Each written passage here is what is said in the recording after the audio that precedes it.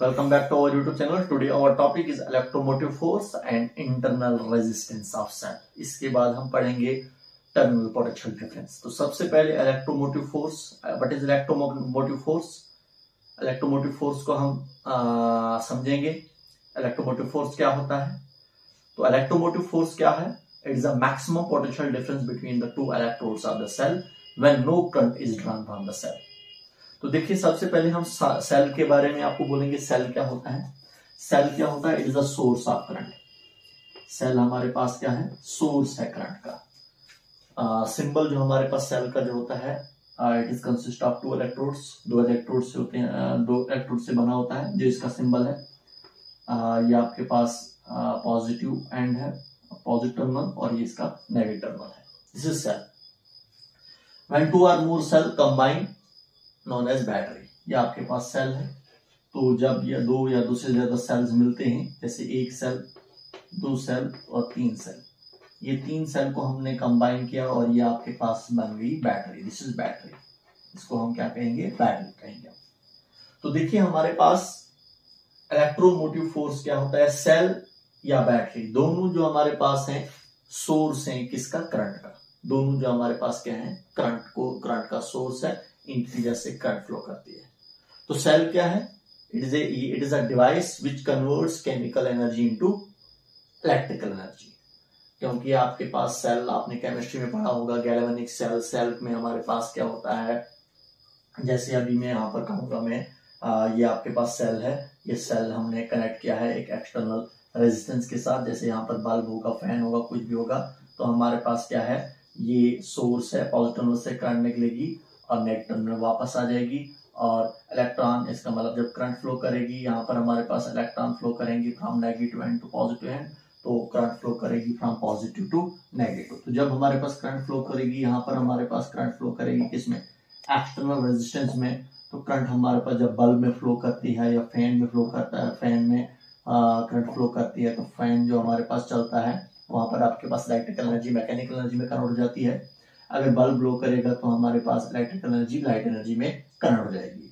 तो यहाँ पर हमारे पास करंट, इलेक्ट्रॉन जो होते हैं वो नेगेटिव एंड से पॉजिटिव एंड की तरफ फ्लो करते हैं। तो ये सेल क्या करता है? सेल का काम क्या होता है? ये एक पोटेंशियल डिफरेंस डेवलप करता है, एक पोटेंशियल डिफरेंस देता है। सेल का काम सिर्फ ये होता है, ये एक एनर्जी देता है। किसको एनर्जी देता है? इलेक्ट्रॉन को एनर्जी देता है। जैसे इलेक्ट्रॉन नेगेटिव एंड से निकलेंगे और पॉजिटिव एंड में वापस आ जाएंगे, तो एक सेल एनर्जी गेन करेगा। वो एनर्जी अपनी लॉस करता है किसमें? इस रेजिस्टेंस में। अपनी एनर्जी को खर्च करता है किसमें? रेजिस्टेंस में। रेजिस्टेंस में हमारे पास रेजिस्टेंस क्या है? एक एलिमेंट होता है। जैसे हमारे पास कौन सा एलिमेंट है? आपके पास फैन होगा, बल्ब होगा, उसमें अपनी एनर्जी को खर्च करेगा। तो सेल क्या है? एक सोर्स है एनर्जी का। वो अपनी एनर्जी ड्रा करता है। अपनी एनर्जी किस में देता है? इलेक्ट्रॉन में देता है। और इलेक्ट्रॉन को जब एनर्जी देगा तो इलेक्ट्रॉन फ्लो करेगा। इलेक्ट्रॉन जब फ्लो करेगा तो वो अपनी एनर्जी खर्च करता है किन में? इन एलिमेंट्स में खर्च करता है, फैन में खर्च करता है, सब कुछ उनमें जब खर्च करेगा अपनी एनर्जी, और फिर इलेक्ट्रॉन पॉजिटिव में वापस आ जाएगा। फिर से हमारे पास यहाँ पर इलेक्ट्रॉन, अब इस सेल के अंदर हमारे पास इलेक्ट्रॉन वो पॉजिटिव एंड से नेगेटिव एंड की तरफ मूव करेगा। जब इस सेल के अंदर इलेक्ट्रॉन मूव करेगा तो इसका मतलब सेल के अंदर भी करंट फ्लो करेगी। तो इसमें जब हमारे पास इलेक्ट्रॉन फ्लो करता है सेल के अंदर, हमारे पास जब इलेक्ट्रॉन फ्लो करता है फ्रॉम पॉजिटिव नेगेटिव, यहाँ पर इलेक्ट्रॉन फिर से एनर्जी गेन करता है। जब फिर से एनर्जी गेन करेगा तो फिर से ये मूव करेगा एक्सटर्नल सर्किट में। तो एक्सटर्नल सर्किट में जब फ्लो करेगा, रेजिस्टेंस में फ्लो करेगा, तो वहां पर अपनी एनर्जी लॉस करेगा। फिर से इलेक्ट्रॉन हमारे पास जो है वापस आ जाएगा सेल के अंदर। सेल की एनर्जी फिर से एनर्जी गेन करेगी। क्यों? क्योंकि सेल की एनर्जी वर्डन होता है। क्योंकि बाहर से हमारे पास इलेक्ट्रॉन फ्लो करेगा from negative end to positive end. तो जब अंदर आएगा सेल के अंदर, वो हमारे पास इलेक्ट्रॉन फ्लो करता है from positive end to negative end. इसका मतलब यहाँ पर आपके पास जो है इलेक्ट्रॉन जो है वो आपके पास जो अगेंस्ट इलेक्ट्रोस्टैटिक फोर्स के अगेंस्ट वर्डन करेगा। क्योंकि आपको पता है, यहाँ पर अगर देखोगे अंदर से, तो इलेक्ट्रॉन फ्लो करना चाहिए नेगेटिव टू पॉजिटिव, लेकिन इलेक्ट्रॉन जो फ्लो करता है सेल के अंदर वो positive end to negative end flow करेगा। समझे आप? तो यहाँ पर जब ये फ्लो करेगा तो वर्डन होगा, वही वर्डन हमारे पास स्टोर हो जाता है एनर्जी में। और वो एनर्जी लेकर फिर इलेक्ट्रॉन मूव करेगा एक्सटर्नल सर्किट में। तो एक्सटर्नल सर्किट में अपनी एनर्जी को लॉस करता है। तो ये अभी मैंने सेल के बारे में बोला कि सेल कैसे अपनी एनर्जी जो है वो लॉस करता है। तो सेल क्या है, एक सोर्स है किसका, एनर्जी का। और सिंपल में हमारे पास सेल क्या है, ये अपनी केमिकल एनर्जी, यहाँ पर एक केमिकल रिएक्शन होती है, उस केमिकल एनर्जी की वजह से हमारे पास, केमिकल रिएक्शंस की वजह से हमारे पास एक इलेक्ट्रोड पॉजिटिव हो जाएगा, दूसरा नेगेटिव हो जाएगा और एक पोटेंशियल डिफरेंस डेवलप हो जाएगा। और उस पोटेंशियल डिफरेंस की वजह से करंट भी फ्लो करती है और करंट जब फ्लो करेगी तो सभी आपके पास ये एलिमेंट्स चलेंगे, फैन चलेगा, बल्ब चलेगा, सब कुछ चलेगा। लेकिन इससे पहले मैंने आपको कहना था कि हमारे पास जो पोटेंशियल डिफरेंस डेवलप हो जाता है, जो पोटेंशियल डिफरेंस हमारे पास सेल में होता है, समझे आप। जैसे अभी मैंने कहा ये सेल है, इसमें पोटेंशियल डिफरेंस डेवलप हुआ किसकी वजह से, केमिकल रिएक्शन सेल के अंदर होती है। जैसे अभी मैं कहूंगा एक सेल है, सेल में हमारे पास इलेक्ट्रोलाइट्स होते हैं, यहाँ पर अभी हम कहेंगे ये इलेक्ट्रोड्स हैं हमारे पास। केमिकल रिएक्शंस की वजह से हमारे पास ये एक इलेक्ट्रोड नेगेटिव हो जाता है, दूसरा इलेक्ट्रोड पॉजिटिव हो जाता है। तो ये एक्सटर्नल बाहर वाला सर्किट है, यहाँ पर हमने एक रेजिस्टेंस यूज किया है, आर रेजिस्टेंस यूज किया है। तो इलेक्ट्रॉन फ्लो करेंगे फ्रॉम नेगेटिव टू पॉजिटिव और करंट फ्लो करेगी फ्रॉम पॉजिटिव नेगेटिव। तो इलेक्ट्रॉन एक्सटर्नल सर्किट में हमारे पास फ्लो करेंगे from negative end to positive end, और अंदर से फ्लो करेंगे हमारे पास इलेक्ट्रॉन वो positive plate to negative plate. तो अंदर से ऐसे फ्लो करेंगे और ये पूरा का एक क्लोज्ड पाथ होगा इलेक्ट्रॉन्स का फ्लो होने का। तो इस तरीके से जब यहाँ पर इलेक्ट्रॉन सेल के अंदर जब इलेक्ट्रॉन फ्लो करेंगे फ्रॉम पॉजिटिव नेगेटिव, तो यहाँ पर इलेक्ट्रॉन एनर्जी गेन करेगा। जब वो बाहर फ्लो करेगा इलेक्ट्रॉन एक्सटर्नल सर्किट में जब फ्लो करेगा थ्रू आर, तो यहाँ पर वो एनर्जी अपनी लॉस करता है। तो ये हमारे पास क्या होता है, सेल जब यहाँ पर हमारे पास जो ये आपके पास एक एक हम कहेंगे एक इलेक्ट्रोड आपका नेगेटिव हो जाता है, दूसरा पॉजिटिव होता है। तो ये कैसे, यहाँ पर एक केमिकल रिएक्शन होती है और उस केमिकल रिएक्शंस की वजह से हमारे पास एक पोटेंशियल डिफरेंस बन जाता है, एक इलेक्ट्रोड आपका नेगेटिव हो जाता है, दूसरा इलेक्ट्रोड पॉजिटिव हो जाता है।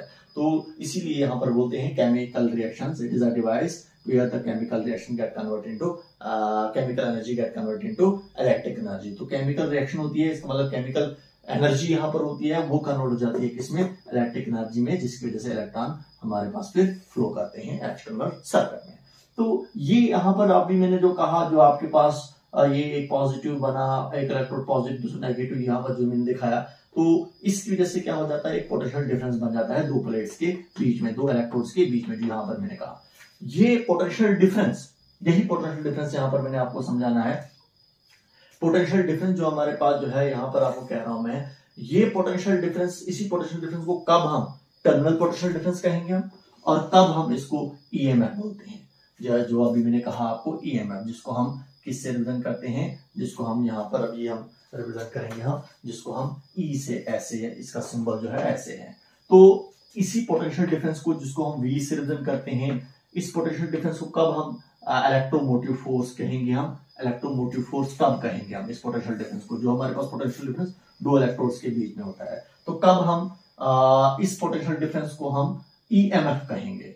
तो ईएमएफ कब कहेंगे वो मैंने पहले ही कहा है, it is the maximum potential difference between the two electrodes of the cell. Maximum potential difference होता है दो इलेक्ट्रोड्स ऑफ द सेल के बीच में। ये हमारे पास सेल है, ये इसके दो इलेक्ट्रोड्स हैं, तो इनके बीच में मैक्सिमम पोटेंशियल डिफरेंस होता है ये when no current is drawn from the cell. जब हमारे पास सेल से कोई करंट ड्रा नहीं होती, जैसे अभी हम यहाँ पर सर्किट को हमने डिस्कनेक्ट किया, ओपन रखा, तो सर्किट को जब हमने ओपन रखा, डिस्कनेक्ट किया, तो अब ये सेल अपनी करंट ड्रा नहीं करेगा। पॉजिटिव एंड से करंट निकलती है और नेगेटिव एंड में वापस आ जाती है, लेकिन हमने यहाँ पर सर्किट डिस्कनेक्ट किया, अब ये सेल करंट ड्रा नहीं करेगा। जब ये सेल अपनी करंट ड्रा नहीं करेगा, इसका मतलब ये अपना पोटेंशियल ड्रॉप नहीं करेगा, अपने एनर्जी लॉस नहीं करेगा। तो उस टाइम उस टाइम जो सेल का पोटेंशियल डिफरेंस होता है, उस पोटेंशियल डिफरेंस को हम ईएमएफ कहते हैं। क्लियर हुआ आपको? ये हमारे पास होता है ईएमएफ। तो ईएमएफ क्या होता है? ईएमएफ होता है हमारे पास सेल का पोटेंशियल डिफरेंस ही होता है, ये सेल का maximum potential difference between the two electrodes of the cell when no current is drawn from the cell. जब सेल से कोई करंट ड्रा नहीं होती है, उस टाइम जो हमारे पास सेल का मैक्सिमम पोटेंशियल डिफरेंस होता है, उसको ईएमएफ कहा जाता है। तो वही हमने ईएमएफ यहाँ पर पहली डेफिनेशन आपको बोली। ईएमएफ क्या होता है? Electromotive force. ये फोर्स नहीं होती है, ये पोटेंशियल डिफरेंस ही होता है। ये इसके बाद नेक्स्ट आपके पास है next one is that is your internal resistance of cell. Internal resistance of the cell क्या होता है? It is the resistance offered by electrolytes and electrodes of cell when current flow through it. तो देखिए हमारे पास क्या होता है, ये आपके पास सेल है, जो अभी मैंने कहा सेल, जो अभी यहां पर भी इसका अगर हम देखते हैं तो सेल को अभी मैंने कहा सेल में हमारे पास क्या होते हैं, ये तो सिंबल है इसका सेल का, ये पॉजिटिव एंड है, ये नेगेटिव है, तो इसमें ये दो इलेक्ट्रोड्स होते हैं, ये दो इलेक्ट्रोड्स होते हैं इसके अंदर, और ये इलेक्ट्रोड्स होते हैं वो टिप्ड होते हैं, किसमें होते हैं? इलेक्ट्रोलाइट्स में। तो इसमें हमारे पास क्या है? इलेक्ट्रोलाइट्स है, इलेक्ट्रोलाइट्स, और इनको क्या कहा जाता है? इनको इलेक्ट्रोड्स कहा जाता है। तो जब हमारे पास इलेक्ट्रॉन जब फ्लो करेगा, जैसे ये नेगेटिव प्लेट है, ये पॉजिटिव प्लेट है, तो आपको पता है सेल के अंदर हमारे पास इलेक्ट्रॉन फ्लो करते हैं from negative end to positive end. तो जब from positive plate to negative plate against electrostatic force, आपके पास जो है इलेक्ट्रिक फील्ड के अगेंस्ट, इलेक्ट्रोस्टैटिक फोर्स के अगेंस्ट वर्डन करता है हमारा इलेक्ट्रॉन फ्लो करता है सेल के अंदर, वो पॉजिटिव एंड से, पॉजिटिव प्लेट से नेगेटिव प्लेट की तरफ फ्लो करता है, तो तभी जाकर ये एनर्जी गेन करता है, क्योंकि वर्डन होता है अगेंस्ट इलेक्ट्रोस्टैटिक फोर्स, वो वर्डन हमारे पास एनर्जी में स्टोर हो जाता है, जिसकी वजह से हमारे पास इलेक्ट्रॉन फिर ये एक्सटर्नल सर्किट में फ्लो करता है। तो इसमें जो लिक्विड होता है उसको इलेक्ट्रोलाइट कहा जाता है, जैसे H2SO4 है, और ये जो हमारे पास है ये दो इलेक्ट्रोड्स होते हैं, रॉड्स होती है हमारे पास, या तो ये जिंक की होती है, कॉपर की होती है, तो इनको इलेक्ट्रोलाइट्स कहा जाता है।